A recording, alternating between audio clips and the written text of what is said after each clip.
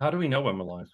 It says going live. But what I figured out is when it says going live, you are live. So after you press the button, So it's like a trap because we could say something incriminating now. I know.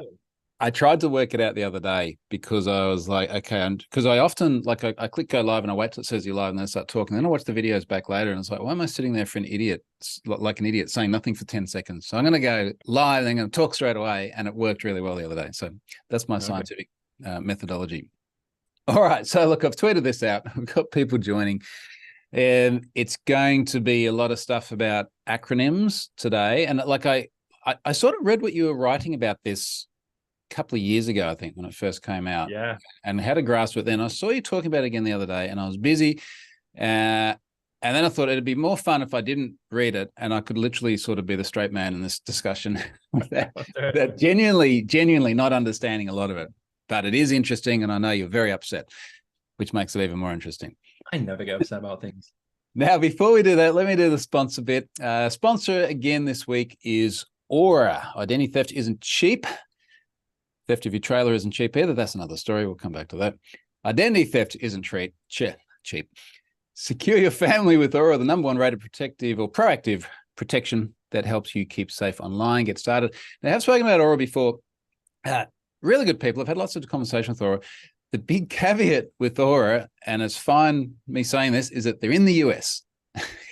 And you're not in the US, and I'm not in the US, which is a real shame because I got a really good product. So I feel jealous of the people in the US who can actually go out and get themselves some Aura. The options that we have, I don't know about the UK, but certainly the options we have in Australia are not. I think the word is compelling. Probably the kindest word I can use is compelling.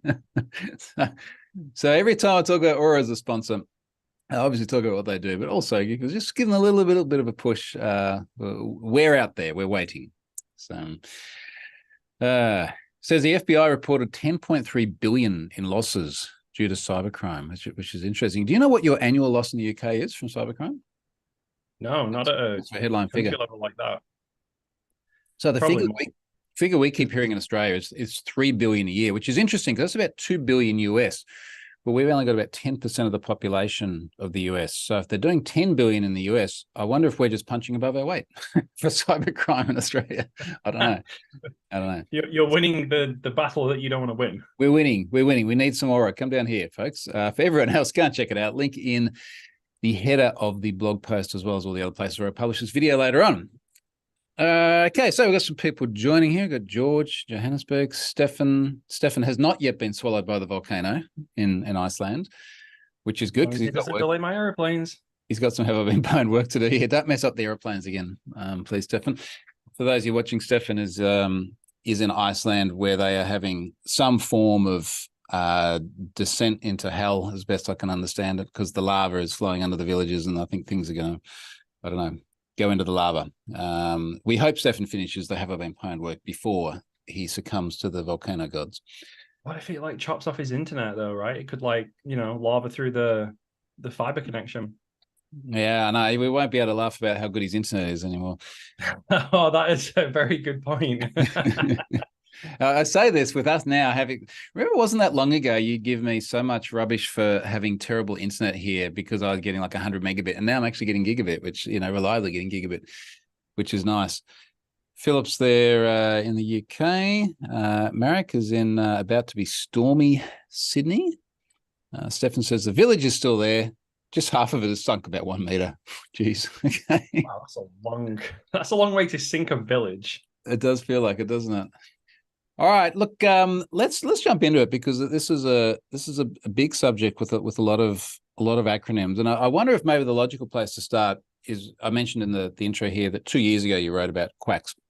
Do you want to explain what the QWACs are and where we were 2 years ago, and I guess then we'll just naturally progress into what's happened since. Yeah, so as part of the legislation in Europe called EIDAS, which is the Electronic Identification and Trust Services, but there's no T in the acronym. Like we've already had, a long time working on this legislation now. And one of the things that are kind of part of this that we've also already had for a long time is QWAC. So that's QWAC, which is a Qualified Website Authentication Certificate. And like I'm sure many people know my view on EV certificates, the old school like extended validation, and I draw comparisons there just because it's familiar. So they're basically like an EV certificate. It's the idea where you have a HTTPS certificate for a website, and the certificate contains information about the company, like the actual legally registered company that owns the domain or operates the domain, because they might not necessarily own it. So in essence, the actual, and again, like I'm not drawing conclusions just to kind of like taint QWACs with the whole EV problems, but that's a separate thread for later. But to convey the point of what they are, that's basically what they are. You can dig into the certificate in the browser and go like, secure connection view certificate, and it will say like this company was registered to like have I been pwned Australia AU, right? And then we could say, oh, this is the legally registered company behind this website. So that's the kind of basic gist of what a QWAC is for. Well, what a QWAC does, what it's for, is but in essence, identity assurance, so that you can establish as a consumer that the website is trustworthy before you're going to put your credit card and everything in. Well, no. So like you've already kind of like fallen into the trap. So like this is one of the issues that we have with the regulation is you just use the word trustworthy, and therefore like we need to define what does trustworthy mean. Now, if you say that to a normal person, like if I go onto the street and say to someone, "Hey, Troy Hunt is trustworthy," and like what does that mean? It's like, oh well, if I lend him some money, he will pay me back, or if I lend him my car, he will look after it and refill the fuel tank or something. So that we have that kind of understanding of trustworthy. Now, if you register a company which costs like £8 in the UK and takes about 4 minutes, like does that make you that kind of trustworthy? And this is the problem. Like we're conflating. Also later we'll get onto like technical trust. So we have like this concept of trust in the technical sense, but then we have like the human understanding word of trust, and these are all getting conflated, and this is part of the problem, really. I mean, this takes us back to exactly that EV argument, which is the idea of trustworthy is really just assurance of identity as opposed to assurance of the fact that they won't do bad things with your credit card and your passwords, right? Yeah, absolutely. Just because that somebody has registered a company name doesn't mean like anything. It's such a low bar to have a registered company name. So it doesn't mean any kind of trustworthiness or even like legal recourse. Do you think like you could go out there and find the name and address of every company and then take legal action against them because those details are correct, right? Like, it's a wild assumption. Okay, so and I just shared that link to that blog post. So it was Jan 2022, Jan last year, so almost 2 years ago. And that was essentially, let's use a more correct term, like identity assurance, which was really the kind of point of EV, which is effectively dead for all intents and purposes many, many years ago anyway. So, and you made that point here. In fact, the title of your blog post was, if it looks like a duck, swims like a duck, and quacks like a duck, that's a QWAC QWACs. Nice work there. I see what you did. Quacks like a duck, then it's probably an EV certificate, which was what it boiled down to. Now, back then, we're kind of like, okay, well, that's cute and fun, but really, EV has been disproven to do anything of any use whatsoever, which is why it's effectively dead, other than the people who pay for it anyway, but then no one sees it because it's hidden behind all your certificate info in the browser. So what good does it do? So what has changed since January last year and now? Well, in terms of the efficacy of the QWACs, nothing. Like they're still the same thing. They're still useless. We've had them since then. I guess, like we can just not buy them like we do with EV certificates. And one of the things that you said there that I think is really important is you said that EV certificates were proven to not be effective, right? Like, and this is actually the case. Like, this is actually the truth. There were studies and research and like the evidence was gathered. It's not like somebody just decided that they don't like them or whatever. So they're still there. And my crawler data over the years now, when I scan the top 1 million websites every day, of course the number of websites using certificates has skyrocketed. The number of websites using EV certificates during that time has gone down significantly. So certificate numbers are skyrocketing and EV numbers are free falling. Yeah, so it's even more of a stark contrast when you factor that in. And there's a reason for that, because it's like the information is not easily accessible. And even if it was, it's like, okay, cool. Here's a registered entity name, Troy. Like, what do you do with that now? Like, okay, so Yep. so I know the registered name of the company. Like, am I still going to buy the shoe from the website? Like now what? So, the idea is, well, if I buy the shoe from the website and then they steal my credit card data or don't send me the shoe, then if I at the time wrote down the details for the organization, I could go back to my record of the details for the company and then pursue the company legally because now I know who they are. And it's like, I don't know. I got bored halfway through that explanation of what you're supposed to do with this data. And it just seems so illogical that anybody's going to make use of that. And this is why EV has just slowly kind of faded away. Let me play devil's advocate here because I'm honestly trying to figure out how is there still a business model for this. Like I'm on the DigiCert website. They've been a favorite whipping boy for a while now because frankly, because they're saying a lot of stupid shit like time and time again. And I'm just looking at the website here. Secure Site Pro EV TLS/SSL certificate of the highest brand authentication. And it's it's dark pattern marketing as well because I saw $173, and I was like, they're free. These we're paying 100, but it's not $173. It's save $173 for 2-year plan. They don't tell you what it costs. I've got to drop it down. No features. Are you looking at an EV certificate or just a certificate? I think it's an EV. It says Pro EV. You're not getting an EV certificate for 173 anything. There's definitely something not right there. If I configure, oh geez, no, I had to configure and buy. 2-year plan, 3,283 American dollars. That's a 2-year plan. I have my own CSR, Apache, continue. But I guess where I'm going with this is that, like, it's just really struggling. They're not visible in the browser anymore. They've been ripped out. There's no more green thing with entity name, all that sort of stuff. You've got to drill down to find it. You've got, how are they still being sold? Like who is paying for these things and why? Well, I mean, you can literally go look at my crawler data and see, like, I can send you the link right now and you can see exactly which sites. But that's the first part of the answer. But what's the answer to why? It's probably because, number one, the amount of money for the companies that we're looking at is literally insignificant. So, okay, yeah, $2,000 a year. Do we think Apple cares about a $2,000 a year cost for a certificate? No, probably not.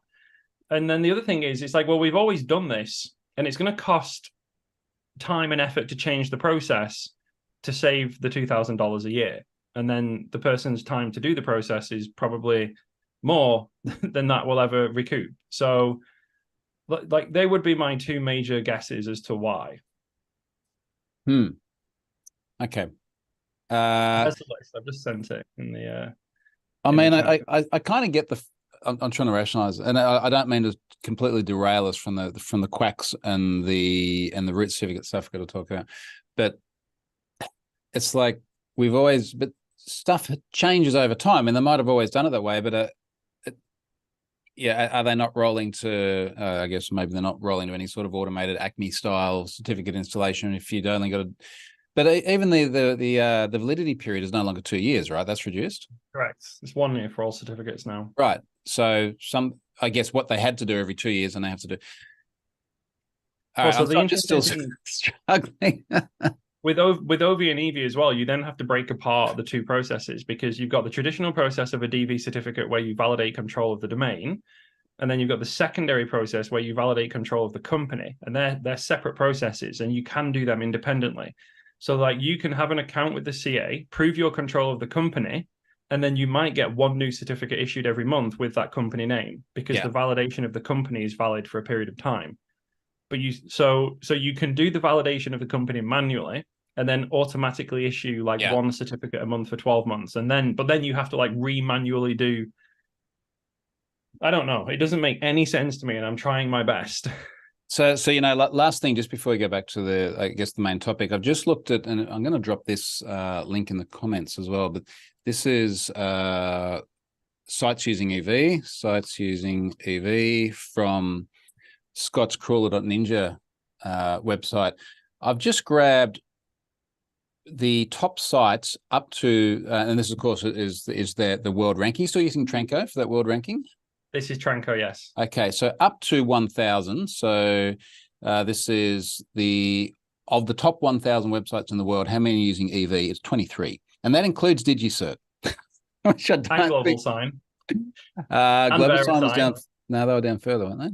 Or you look... DigiCert, VeriSign, Global Sign, they all sell EV certificates, so they're going to be using them, right? Oh, hang on, we take out DigiCert and then Take out Global Sign and VeriSign.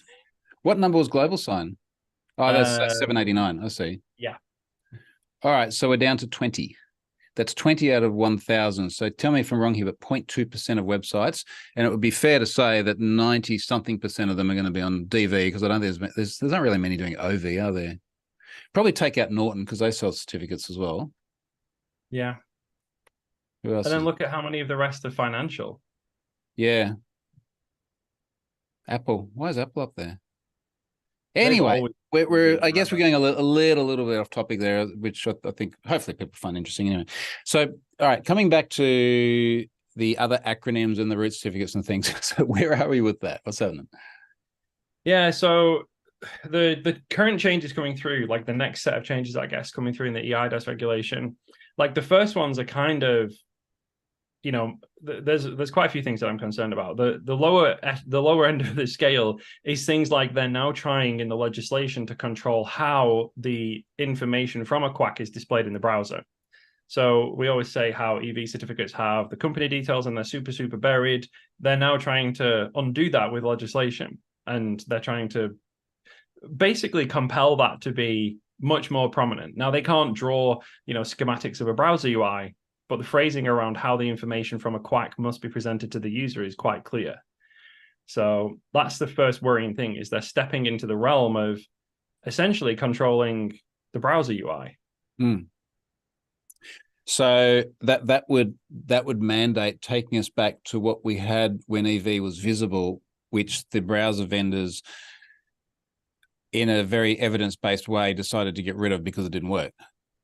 Yeah, this is literally the kind of, I raise this to show the kind of path that we're going down with some of the things in this legislative process, right? It's like, well, not only is this literally tried and tested, we have the evidence to say that it didn't work, and we're coming right back to the beginning and now pushing it through a legislative process. So, we've had QWACs for ages. They can stay, people can buy them, not buy them, like whatever. It doesn't really matter. The things that started to concern me were around placing constraints on the browsers and their UI and how they display that information. But then, of course, if you have these certificates, you need an organization to issue them. You need a certificate authority, somebody that you can go to and presumably buy one of these from, because they're definitely not going to be free.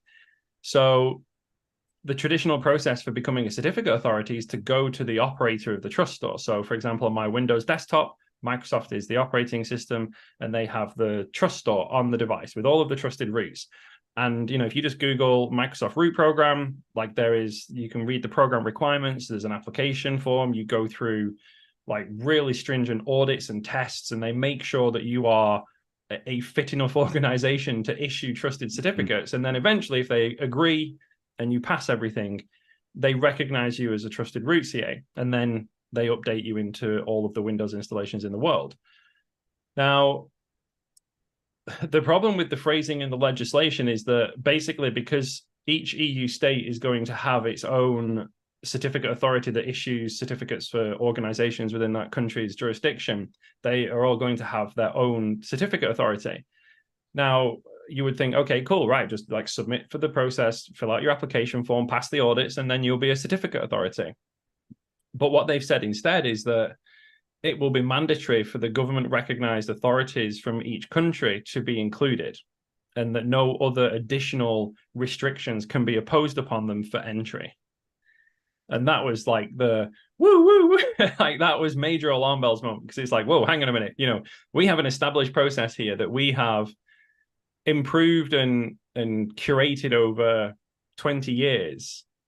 And then the legislation is just going to be whammo, if you're a government approved CA in France, you're now a trusted CA.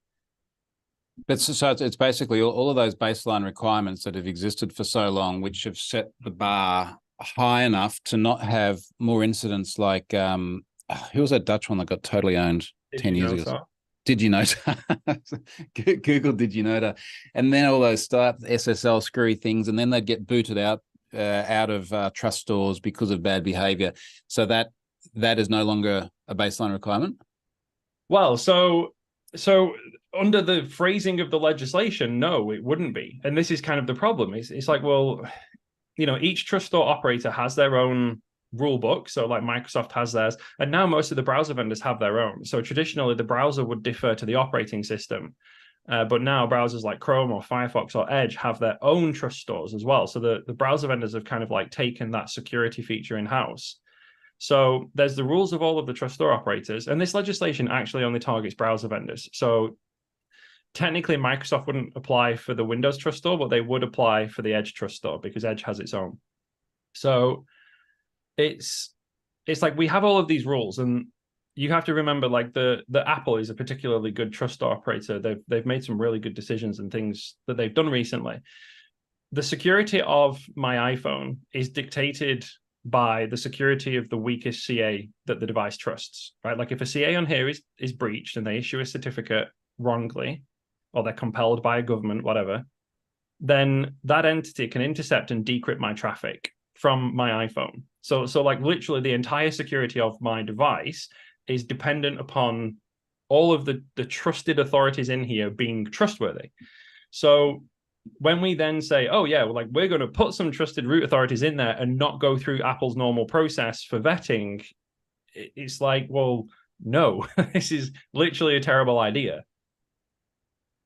Just to scroll it back a second as well, one of the things you're saying before about mandating browser vendors to visually display the QWAC in an EV reminiscent fashion. What about all of the other non-browser clients that are out there? Like, where does this sit for them? If you've got, the Netflix app, should the Netflix app be showing any sort of Netflix Incorporated United QWAC States evidence? Yeah, because I mean, So these are all bespoke clients. correct, yeah, and the legislation doesn't cover them. So the legislation is very, very clear in its wording that it is only browser vendors. So depending on, like if your application is just a web view, then like if it's an iPhone, is that Apple? Like, is that a Safari web view? If you're on Android, is it a Chrome web view? Is it an Android web view? Like, is that I mean, you would call that a browser vendor, right? If it's just a web view. But I think the phrasing is aimed very traditionally at what you would interpret a user to use a web browser as. Are they going to outlaw the F11 key? Because if I go full screen and I can't see the omnibar, then you're going to have a confirmation pop up to say, "Are you sure that you wish to lose all of this really, helpful it suddenly information?" feels like, remember that politician in the US who went to town on some journalist because he like F12 and viewed source and he saw credit card details, and it's like, yeah, no, we're gonna go to town and you, like, we sent you all the credit cards and you view. It almost feels like this level of, I don't know, just stupidity. All right, let's talk about the MITM aspects of this. Yeah, so this is really the biggest concern on my list, right? So like straight to the top. Certificate authorities, and this is kind of weird because I've literally just finished the last day of my TLS training course, and on the last day of the course, we talk about the power that root certificate authorities have. So I was literally talking about this about an hour ago. So, I keep using my iPhone just because it's here, but my iPhone has these like 200 trusted root CAs. And if one of those certificate authorities issues a certificate that says this is facebook.com, right? My phone, I open the browser, I go to facebook.com, my phone receives a certificate and says, yeah, cool, this is definitely facebook.com.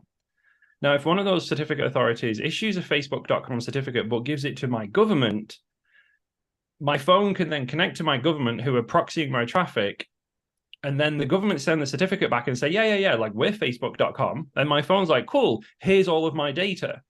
So they can then actively intercept and decrypt the traffic because my phone falsely believes that the government are actually facebook.com. So once you have the capability to issue certificates that will be trusted by the device, then you have the ability to intercept and decrypt any traffic coming in and out of the device that's using TLS and certificates in that traditional sense. This is something that, especially after I wrote my last blog post a few days ago, the European Commission were very, very unhappy with me and requested a telephone call with me.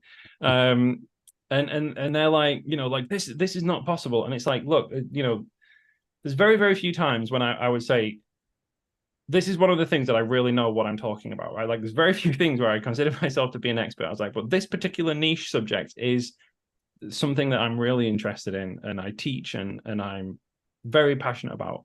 I was like, this is exactly as possible as I just said, right? Like no one can argue otherwise. If they do politely, you're wrong. The ability to have issuance of certificates that will be trusted means full interception and decryption of traffic from the device. Like there's no other way to slice that. And that's not over egging the pudding. That's how it is. I guess to tie that back to your earlier point when you said you finished TLS training and you talk about the power that CAs have. If CAs already have that power anyway, because they're issuing the certificates, so they can issue it for whatever domain they wish to, how does it change it in this model? Is the concern that there can be government coercion where there wasn't before? So there's two major concerns that you could take away from that. The first one is that in order to gain that power of being a CA capable of issuance, you have to go through Apple's vetting processes. So Apple say, if our iPhones are going to trust anything that you do, we're going to vet you to our standard before we trust you. And under the phrasing that we're arguing about in the regulation, then that Apple would not be able to subject new certificate authorities from European nations to those same standards. The European Commission is saying, look, ETSI will vet them and they'll say they're okay, and then you just stick them in. And I'm like, no. Like Apple knows what's best for iPhone users to protect them in the cybersecurity realm. We'll stick with their standards. The second one is that because they're not allowed to be subject to any additional rules or regulations or inspections, we have things now like certificate transparency. So any certificate authority that issues a certificate now that is going to be trusted by devices has to record it in a minimum of 2 independently operated public logs. So these CAs are saying, look, we've just made a certificate for Facebook.com. Here are 2 publicly recorded copies. So that if they do anything shady and issue a Facebook.com certificate in secret, like this public accountability, people would be like, well, hey, who did this Facebook.com certificate go to? And because these CAs would be coming in without the same rules applying, and therefore certificate of transparency would not apply, those CAs could issue certificates that we can't audit and we can't know about. So then it can happen in secret. So those are the two. Number one, it can happen. And number two, it can happen in secret. Those are the two big concerns. What's the basis for them not mandating that certificates have to go into CT logs? So this really seems like it was just kind of like certificate transparency and other things like that were kind of swept in there by accident. I don't think they've sat down and specifically said, no, we're not going to do this. But what they've said is, we want our standards body to dictate what our CAs will do and will not do. And that doesn't include certificate transparency. So it's not like they've specifically said, no, we're not going to do that. It's just like, we're going to set the rules and then the rules don't include that. So it does exclude it, but not explicitly. At a macro level, is this more sort of sovereign states wanting to define how technology works within their scope as opposed to big American tech? So the big American tech is a phrase that's come up a lot in the discussions. Like there is a really, really big anti-big American tech sentiment coming from all of the people that I've spoken to regarding this. It's, to some degree, I kind of understood it and accepted it for a period there, but after a while, I've kind of got to the, like we just need to chill out and take a step back. Like this, this sentiment is now becoming more overriding than it needs to be. So yeah, like I definitely think a large amount of that is driving it. And there is like, that's where this element of we'll take all the control back to us, we'll define the rules. But then they forget that all of these browser vendors have been working on these rules, some of them for close to 20 years, right? And it's taken them a really long time to get them as good as they are. And this is their first bash at it. And it's not as good, which is fine. But, we signed an open letter from the industry a few weeks ago, and they got like 400 professors from all around the world. And they also let me sign it for some reason to say, like, look, as it's currently phrased, this is a really, really bad idea. We're not saying don't do it. We're not saying don't have QWACs. If you want QWACs, we can have QWACs. We're not saying don't have European CAs. And in my recent blog post, I said, all I'm literally saying is put them through the current application process, right? If you want to be a CA with the power to issue certificates, just go through the process. And if they're up to snuff, you'll go through the process, no problem. So I really can't understand why they wouldn't just do that. If the issue of having a separate process aside, if CT logs were mandated, would you be happy? Because at least and it's not that it's like everyone has to play Scotland and go ahead, but at least in that situation, if there was abuse or misuse of that authority, there's transparency and visibility. I just find it kind of fascinating that CT logs is such a good idea for that reason, and it's not mandated. So if it was, would you be happy? I'd be a lot happier for sure. But then it does place an extra large onus on the industry to then police the logs. Whereas, it's like, should we have to then think, okay, like which domains do we monitor? How, if I see a certificate for Facebook.com go onto the logs, how do I know whether Facebook actually asked for that or the Danish government has made them do it? So it would be a correct step in the right direction. The problem as well is because another issue with the legislation is right now, through all the existing processes, if certificate authorities make mistakes, they have an incident filed against them and they can face disqualification or other action. There is a sliding scale there. But the legislation start as a sell thing again. Yeah, like you may find yourself completely eradicated. You may find yourself in a lot of trouble, but you can kind of live through it. The legislation specifically prohibited the browser vendors from taking that action. They would have to report that to ETSI, to the European body, and say, this CA has done something naughty and we want to take this action. Please, can we take this action? And that's like the next kind of big issue with that. It's kind of fascinating, though, because if you use that term before big American tech again, and you look at it through that lens, if we follow the existing methodology for this and we did allow new CAs in that were government controlled or government approved CAs, you are still in that situation where big American tech can come and say, hey, European government or European authority, you're no longer allowed to operate. Which and we know the reasons for it, right? But I can see the lens that they'd look at that through, because look, I think we're a little bit like you in Australia in that sometimes we do feel America is a bit dominant and tends to swing their weight around. So it's just interesting to say that out loud, because I don't agree with it, but I can kind of see the angle. Yeah, for sure. And look, like, should all of tech be like America centric? Like, no, we should have like European CAs and European major hosting providers and browser vendors. And, we need to find like more natural ways of solving that problem and not, kind of like a legislative gun to the head kind of approach. It's a bit too heavy handed for my liking. Andrew Chow made a comment here, which I think is good. Let's talk about the Kazakhstan thing and why everyone lost their minds about Kazakhstan some years ago. So Kazakhstan, the one that we recently all lost our minds about a few years ago, was the third major attempt for the Kazakh government to do essentially the same thing. So they control all of the internet borders. Just like we have land borders and sea borders, we have internet borders where the cables go in and out of the country. And then the government sit there and say, right, we are the switch, we are the router in and out of the country. So you go through us. And they started intercepting people's traffic and redirecting them to a government root CA installation page that says, look, like, we're going to block all connections in and out of the country unless we can intercept and decrypt them. Now, so that we can intercept and decrypt them, you need to install this government root certificate authority on your device. And then as soon as someone, a person, a citizen does that, exactly the things that I said to you earlier happen, right? That they can reverse proxy the connection, they can issue a certificate for gmail.com, and because they're reverse proxying and terminating TLS, they can now decrypt all the traffic on the fly and read your emails.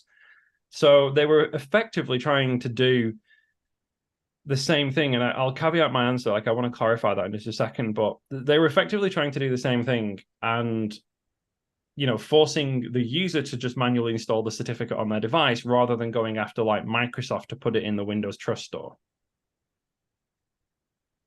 Stefan made a comment here about let's just pin all our certificates. But I think it was a bit of tongue in cheek. And this probably brings us back to the whole HPKP set of problems as well, because this isn't largely talking about browsers anyway. But does pinning get us anywhere? Pinning would, if things were not how they are. So it's like, so in a non-browser client, and this is browser client focused because that's where all the legislation is targeting. So something like pinning in a native smartphone app scenario is far better, is far more secure, and there's actually like good support for it. You know, it can be done with the correct level of knowledge within the organization. It can be done very effectively, and it is very, very, very secure. The native web platform is just not geared up for that. We tried that, as you mentioned, with HPKP, and that didn't really pan out very well. And yes, like key pinning is very slightly different to certificate pinning, but if you understand certificate pinning, you understand most of the concepts under key pinning anyway. So yes, like, you know, that would solve the problem.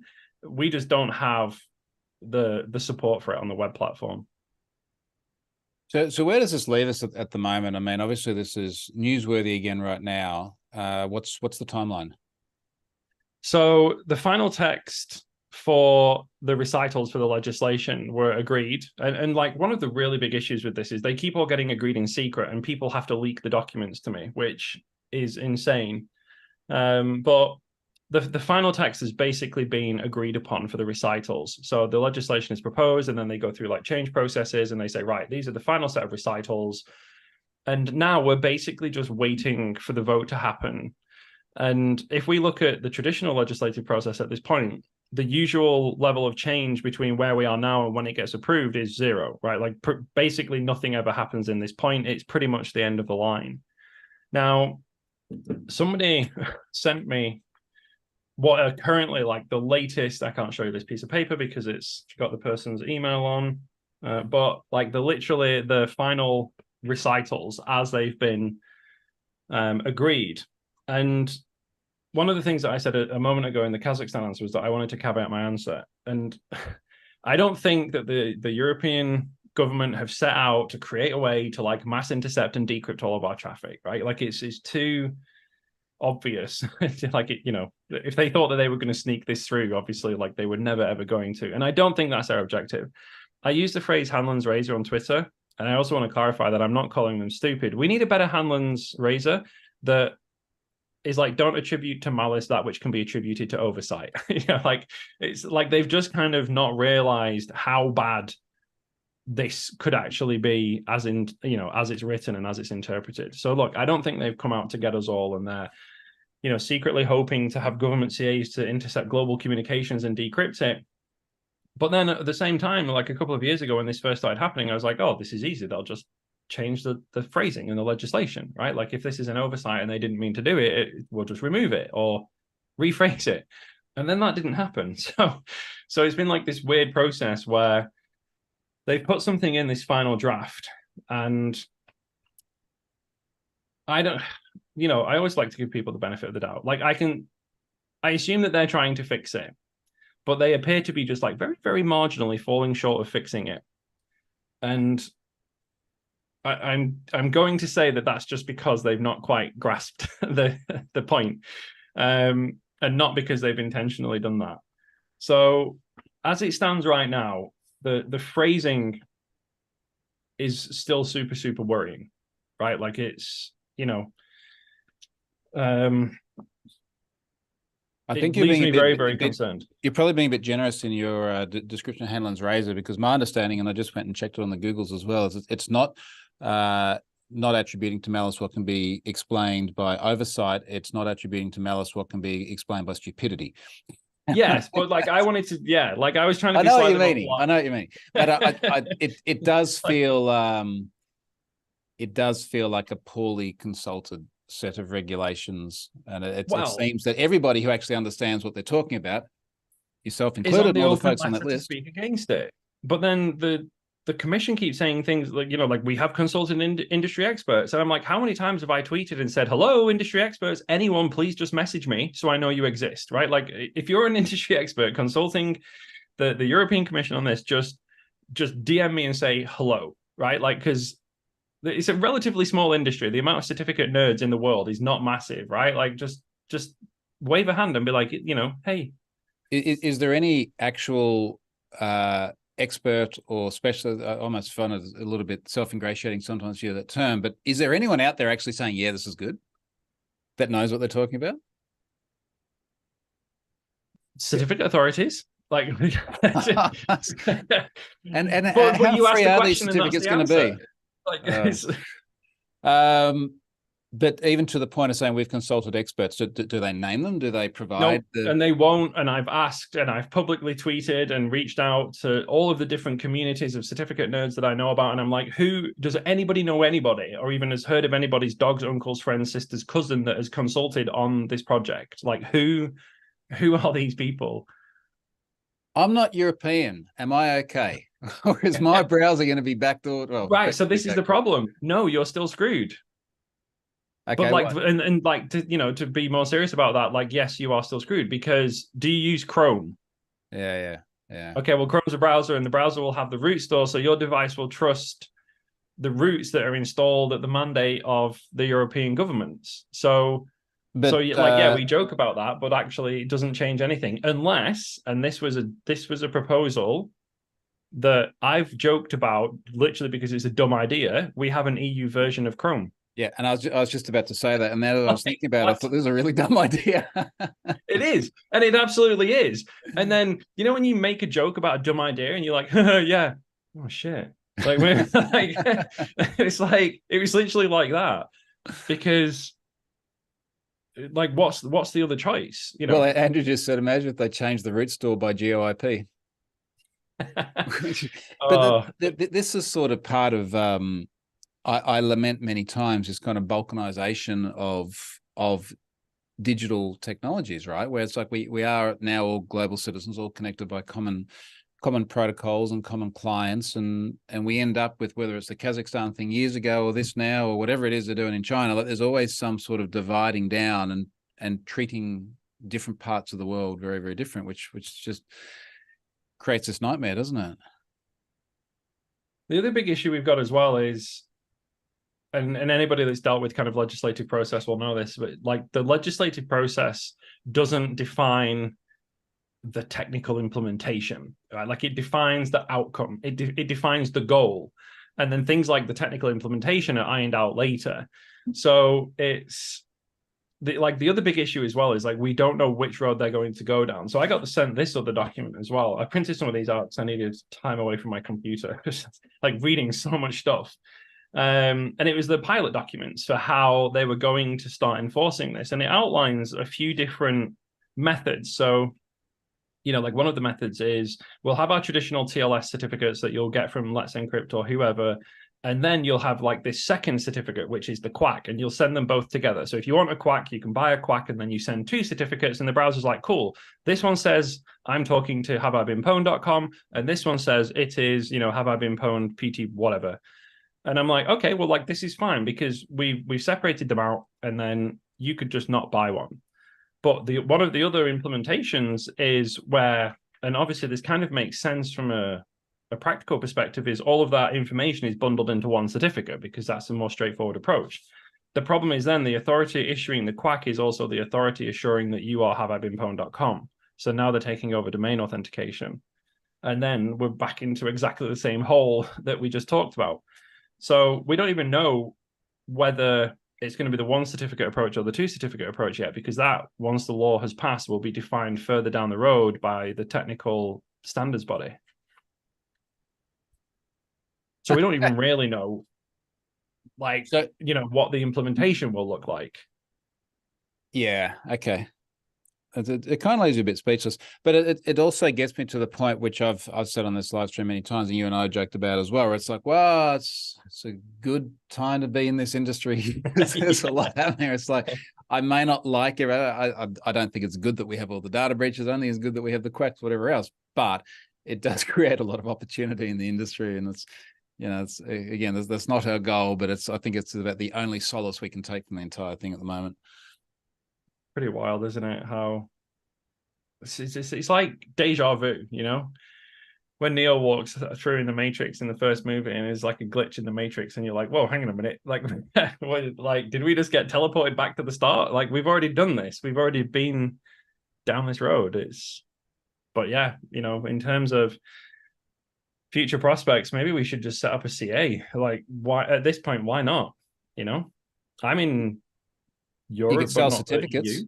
You can sell certificates with seals as well. You know, you could Like bake those in. sea lions. Oh, jeez. All right. It's honestly just, it's as much as it's like, yeah, good industry to be in, it just makes me a little bit depressed sometimes. And like I sense your frustration as well, because when you're speaking to people who are confidently wrong, I think is the right term to use. It is infuriating. And it's one of those, I mean, I'm sure you've had this many times with like report your RI and customers and things. You get to the point it's like you just do not understand. You say, okay, close the door, and you just walk away, and I've just got to leave it. But you can't leave it because you're going to see it in your browser, and I'm going to see it in my browser. It will create much good material in the future, though. Maybe that's the positive. Yeah, we could do like a whole roadshow on this. It's going to be like, at a fundamental level, the weird thing is, like, I see what they're going for, right? Like, if you were to transact online and you could know like exactly who is at the other side of the connection or who is operating this website, or something, like, I can see the thing that they're going for. I can see the thing that the legislators see in their mind, right? When you've got to remember they're obviously being sold this by certificate authorities, so you've got to take that with that pinch of salt. But from the legislator standpoint, I can get on board. Like, I can see what they hoped for. What they're going to get is not that, but I can see what they hoped for. Yeah, this is from the corner of the world that came up with the cookie warning as well. I'm just do you not all love that? just putting that out. Okay.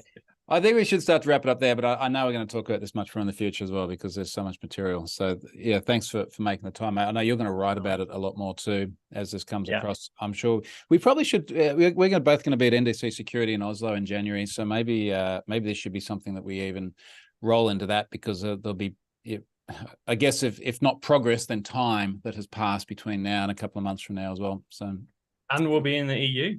It'll be good material, and we'll be in the EU. Yeah. All right. Let's wrap it up there. I'm going to end the stream, and then you and I can have a little bit more of a chat about how frustrated you are, and you can tell me how you really feel. Thanks. See you, everyone.